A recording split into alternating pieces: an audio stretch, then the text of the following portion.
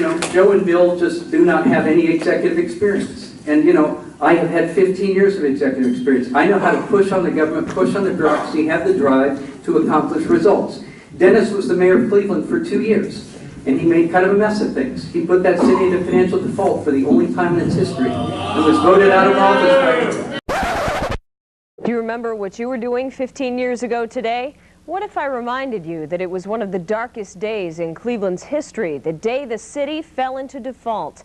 The players were Dennis Kucinich, the mayor, council president George Forbes, and the Cleveland Trust Bank. The kitty was the Muni Light Plant, and as the hand played out, the city was brought to its financial knees. But when the game was over, it was the city and its residents who ended up the winners. News Center 8 City Hall reporter Bob Shermanero was covering the hall back then. And Bob, I remember moderating that default debate between then Mayor Kucinich and Council President Forbes on statewide television. This was a big story. It really was, one of the biggest in the country.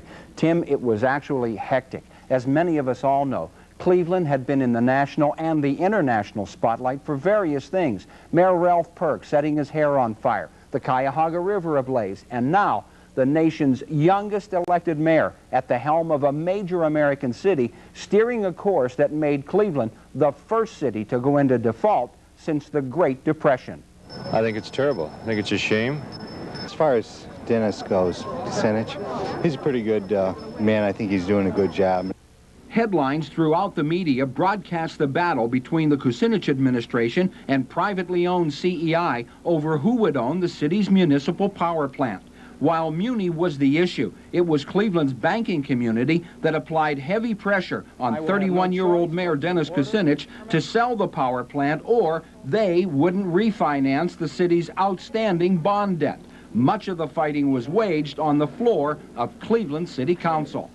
Then we'll see if Cleveland Trust is ready to destroy this city in the interest of CEI.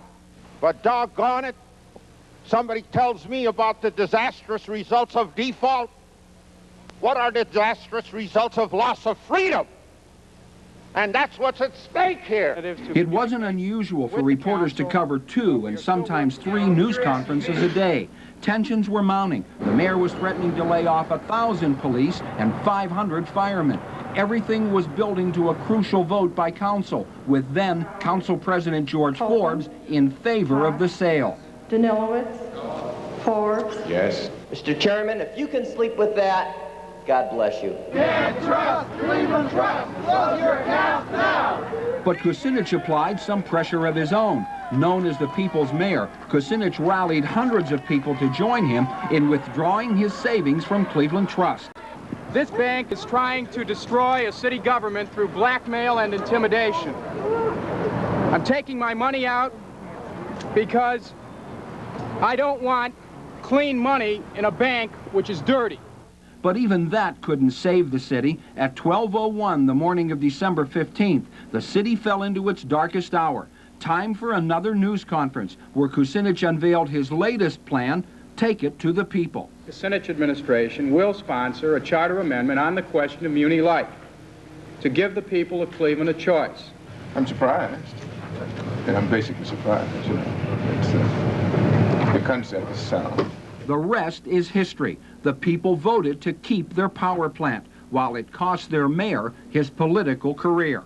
Knowing what you know now and maturing the way you have, do you think you might take the same stand? Principles don't change with time. It's really a matter of what's inside of you. I did what was right for the people at the time, and if people today say I was right, I'm glad they do feel that way. I would do the same thing all over again. I wouldn't hesitate to stand up for the people.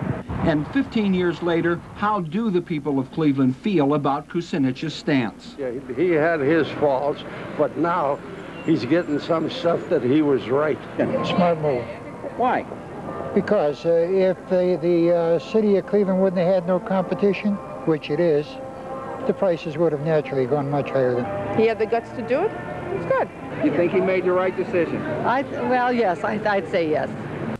So with CPP rates about 30% lower than CEI's, it's hard to find anyone except maybe a few people at CEI who would say that Kucinich was wrong. Now, whether he knew 15 years ago that his stance would have ended this way is impossible to say, but probably not. CPP is alive and well and expanding in all directions of the city. And one more thing for those of us who can't take advantage of CPP. Try to imagine where their rates might be if Cleveland Public Power wasn't here.